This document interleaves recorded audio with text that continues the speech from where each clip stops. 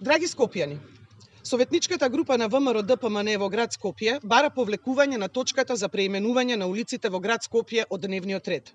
Шилегов својата неработа и неспособност после 4 години не може да ја замачка и замаскира со потези како промена на имиња на улици, туку само може дополнително да пропаѓа. Петре Шилегов гази по жртвата и по имињата на митрополит Теодосиј Гологанов, на Борис Сарафов, на Христо Батанџиев, на мајка Тереза, на Киро Глигоров и на Борис Трајковски. Петре Шилегов со предлогот за преименување на улиците во градот Скопје прави апсурдни ситуации.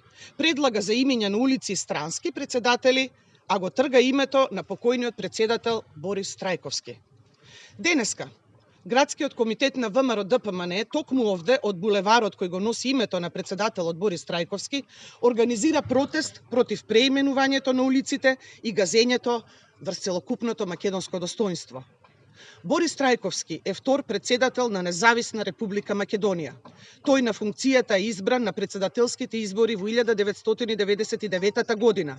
Трајковски имаше огромна почит во регионот и светот. Тој во 2002 година беше почесен витез на орденот на Свети Михаел и Свети Ѓорги од незиното височество кралицата Елизабета II. Истата година Трајковски ја доби светската методистичка награда за мир од страна на Светскиот методистички совет за неговата улога во унапредувањето на мирот и на политичката стабилност. Тој е одликуван и со голем број други награди, а најголема заслуга има во мирното разрешување на конфликтот во 2001 година.